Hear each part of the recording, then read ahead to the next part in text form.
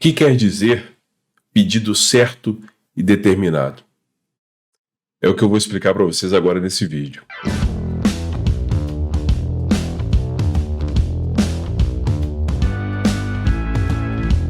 Se nós pegarmos o artigo 319, inciso 4 do Código de Processo Civil, nós vamos ver que toda petição inicial tem que conter o pedido com suas especificações. Então, ou seja, o 319 ele fala dos requisitos da petição inicial. Tem todos os requisitos lá.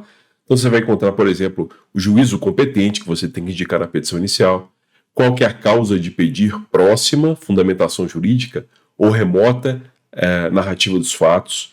Você vai ter que indicar os requerimentos de produção de prova, por exemplo, o valor da causa, tem todos os requisitos lá da petição inicial. E no inciso 4 do 319 consta lá, pedidos com suas especificações.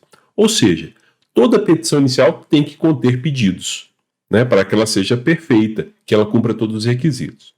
E quando a gente pega o artigo 322 do Código de Processo Civil, no caput, está escrito lá que o pedido deve ser certo. E no 324 diz que o pedido deve ser determinado. Então por isso que eu fiz essa pergunta. Ora, se a gente pegar o artigo 319, inciso 4, e conjugar com o artigo 322 e 324, nós vamos perceber, conjugando todos esses artigos, que o pedido da petição inicial ele deve ser especificado, certo e determinado. Por isso que eu fiz a pergunta. O que é pedido certo e determinado?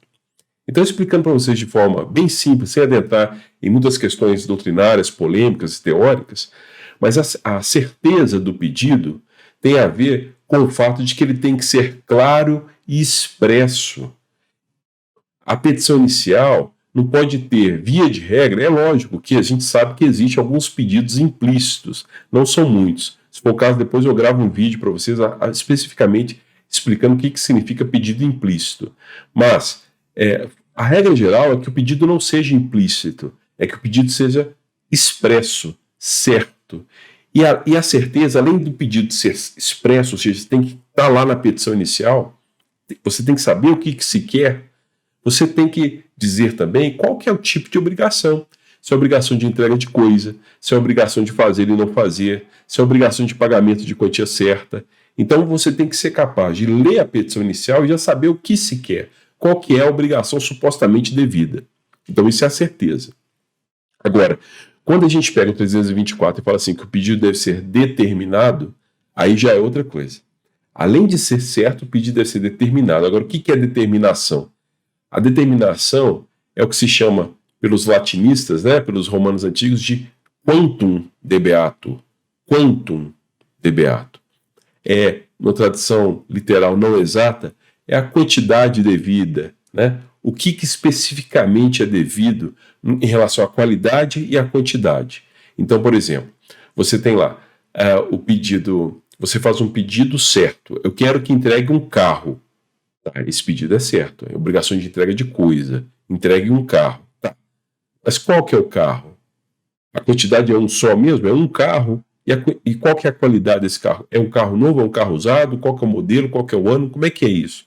Então, essa especificação da coisa que deve ser entregue, a individualização, tem a ver com o quantum debeatur, com a determinação. No caso da obrigação de fazer, tem a ver com você especificar claramente qual que é a obrigação que deve ser feita ou não feita, né? No caso, a obrigação de não fazer. Então, você pede a condenação do médico para que ele faça a cirurgia. Então, isso é a certeza. E a determinação? A cirurgia cardíaca tal, conforme indicado no laudo médico. Aí você especificou qual que é a obrigação devida.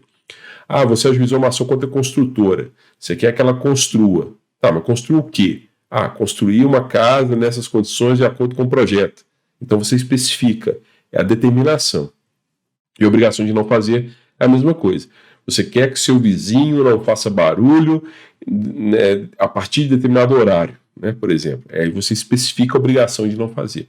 Então, enquanto a certeza tem a ver com você dizer expressamente qual que é a obrigação devida, e aí é de forma clara e não de forma implícita, a gente chama isso de an debeatur.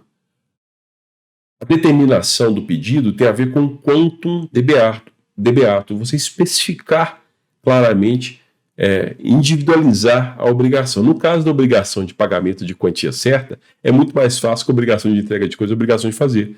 Porque, em caso de quantia certa, é simplesmente você indicar a determinação, é o valor devido. Então, para você identificar a determinação, para você determinar a obrigação de pagamento de quantia certa, basta você indicar o valor. Então, é bem fácil em relação a isso. A questão é que o Código de Processo Civil ele coloca que o juiz ele pode indeferir a petição inicial em alguns casos, né? Vocês sabem bem que um dos requisitos para quando você cumpre todos os requisitos da petição inicial, os requisitos de procedibilidade foram preenchidos, então o procedimento, a ação pode continuar. Agora, se você não cumpre esses requisitos, você tem um entrave para que o procedimento continue. E dependendo da invalidade que existe na petição inicial, o juiz pode até mesmo indeferir a inicial, ele encerra o procedimento ali sem nem julgar o pedido, sem nem julgar o mérito. Então, dentro dessa hipótese de indeferimento da petição inicial, existe uma que é a petição inepta.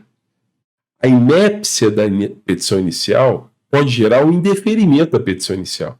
E eu queria compartilhar com vocês um artigo do Código de Processo Civil que fala sobre a inépcia da petição inicial e que ele menciona alguma coisa em relação aos pedidos, que é justamente o que eu estou mencionando, conversando aqui com vocês. Eu vou projetar na tela para vocês. O artigo 330, inciso 1, diz: a petição inicial será indeferida quando 1. For inepta. E o parágrafo 1º fala assim: considera-se inepta a petição inicial quando. Aí o inciso 2. O pedido for indeterminado, ressalvadas as hipóteses legais em que se permite o pedido genérico. Eu vou repetir, quando que a petição inicial pode ser considerada inepta? Quando o pedido for indeterminado, ressalvadas as hipóteses legais em que se permite o pedido genérico. O que isso, afinal, quer dizer? O pedido genérico é aquele que não é determinado.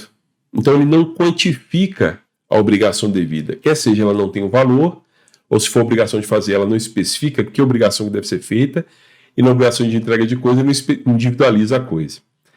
O caso mais comum é quando não se tem um valor.